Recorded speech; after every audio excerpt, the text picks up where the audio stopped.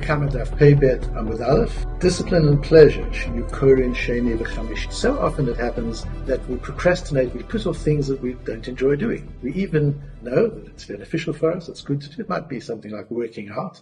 It might be studying or reading something that we need to study. And it can even be learning of Torah.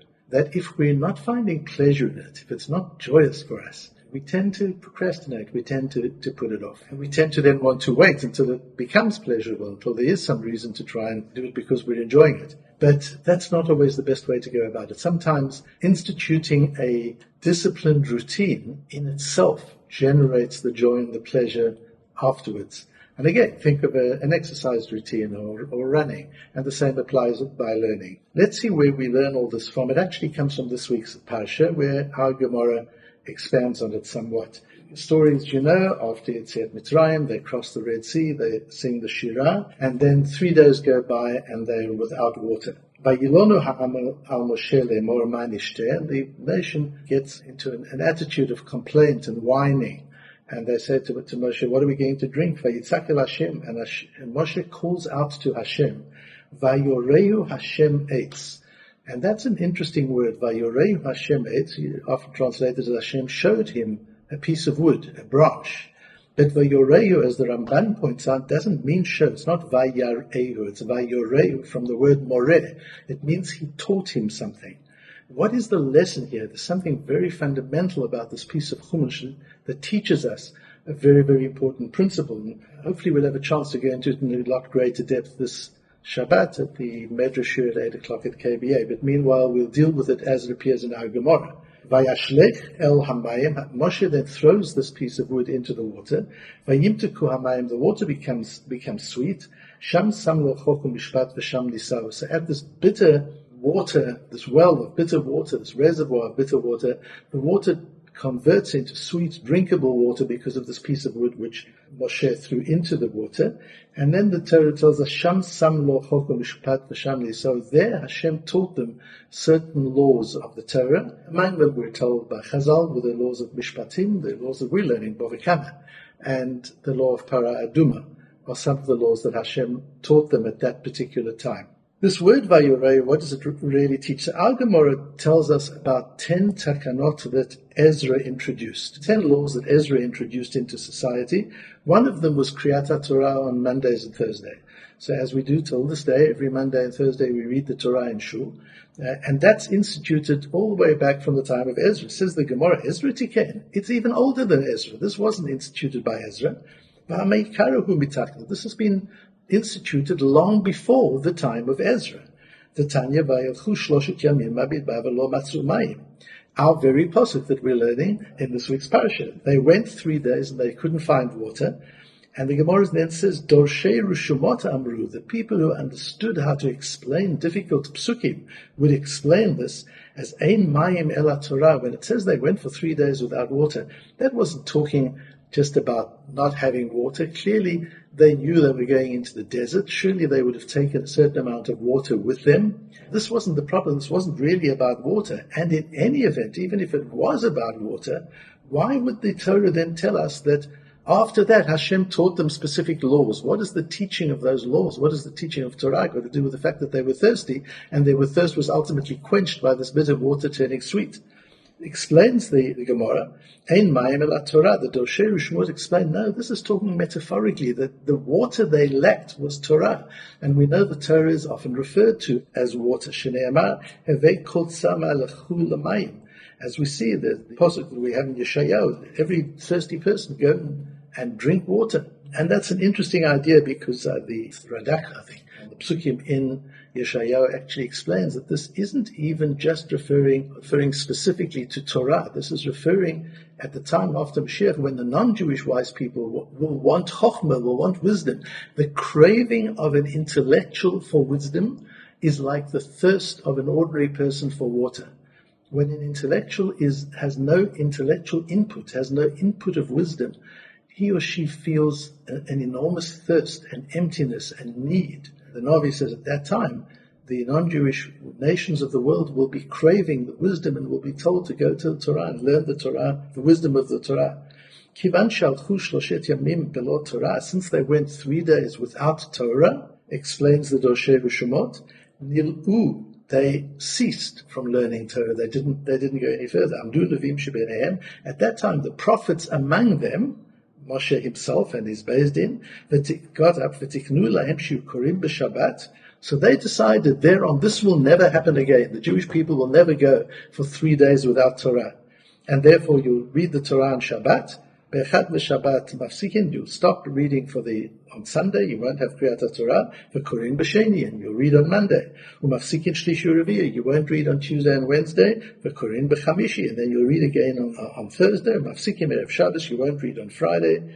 Kedei shelo yalinu gimel yamim b'lo Torah, so that there won't be a period of more than 3 days when the Jewish people are without exposure to the Torah. And Tosfot talks about why it's exactly Monday and Thursday, what's special about those days, which we won't go into right now. But what I do want to learn with you is the Maharsha. Well, we've talked about the Maharsha, 16th century, second half of the 16th century, writes this amazing work on the whole of Shas virtually, in 2 sections. He has Chidushei Halachot, which deals with the Gemara and the Rashi, and mainly with Tosfos, and then the Chidushei Agadot, which deals with the Midrashic part of Shas. And that this has become a really standard limud, that if you learn a Tosfot and then you look at the Maharsha and you don't understand what the Maharsha's difficulty is or how the Maharsha understands the Tosfot, you know you haven't learned the Tosfot well yet, which was the reason that the Chazon Ish used to require this. This is almost standard learning. Gemara, Rashi, Tosfos, Maharsha, he used to suggest, because that keeps you thinking straight. In the Sephardi world of Torah as well, the Maharsha had a very special place in helping individuals who are studying Torah, particularly Tosfos, to learn correctly, to learn accurately. So the Maharsha is enormously important for us. And here the Maharsha explains this piece of Gemara. And let's learn the Maharsha together. And he says, Dashina le mishum dema inyan sham sam lo chok, vayomer shamo aleinyan shalchu gimel yamim velo matzu mayim. What is the relationship, what is the correlation between teaching them Torah and the fact that they were thirsty? You don't solve it, the thirst, by teaching them Torah.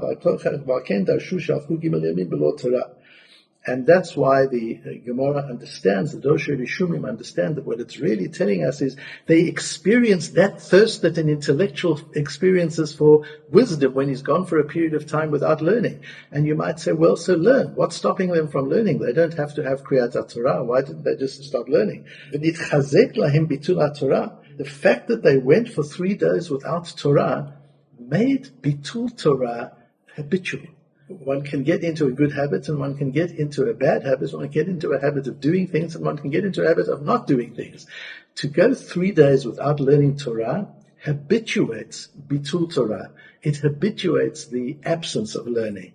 If one goes for 3 days and doesn't touch a Sefer for 3 days, one doesn't open a Gemara, one doesn't open a Chumash, one doesn't open a Mishnah for 3 days, that creates a new routine that is void of learning. And then it becomes very hard to get back into learning. So they had gone for 3 days. They were so involved with the excitement after the Red Sea and all the wealth that they were able to accumulate there, that their engagement in that wealth was such that for 3 days they took their minds off learning. Now Torah becomes bitter. If you haven't learned for a few days and you open your Gemara, each one of you have experienced this, right? You open your Gemara after not learning for a few days, it's hard. It doesn't seem to mean anything. You don't really understand it. It doesn't speak to you. You've just lost the touch. And then the tendency is to give it up, not to go back to it. Like the Chazal say it from the Pasuk, if you leave the Torah for a day, it leaves you for 2 days. You leave the Torah, so you move away for 1 day, it moves away for a day, and now there are 2 days in between. And if you've gone 3 days without learning Torah, it's as if there's 6 days, because the Torah has also moved away from you during the time that you weren't learning Torah. So it's almost a week of not learning Torah. Ad shehoreh lahem Hashem eitz, until Hashem taught them about the wood. Sha'torah hi eitz chayim lemachazikim ba. And here's the gem of understanding what this means. We say eitz chayim hi lemachazikim ba. So we know that Torah is compared to water. The Gemara has taught us that. But we also say eitz chayim hi. The Torah is a tree of life, a piece of wood of life. What does that mean? If a person's in the ocean and struggling to stay afloat and grabs onto a piece of wood, that's machzikim ba. When you grab onto a piece of wood and that keeps you afloat, You don't question about whether it's a good piece of wood or not such a good piece of wood, whether it's been polished and varnished or it hasn't, how much the wood costs, how valuable the wood is. You don't care. The wood floats and you're hanging on to it.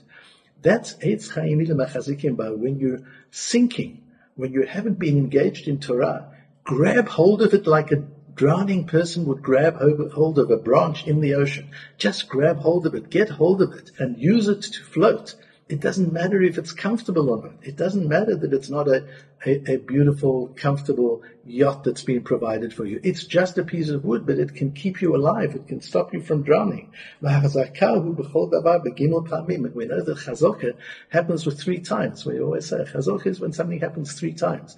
And so to hold on to the Torah, to learn 3 times, to force yourself, to discipline yourself, to open that Gemara and learn the first day, even though it's hard and doesn't talk to you and it doesn't create any sense of joy. Just learn, hold on to it, and do it the second day, and do it the third day. Then you've got a chazaka. Eitz chayim hi lemachazikim ba. You've made a chazakah in the Torah in that way. Just by chazakah means with your own strength, just by your strength of character, you have persisted, and that persistence for 3 days reintroduces the connection to Torah and the opportunity to joy. And in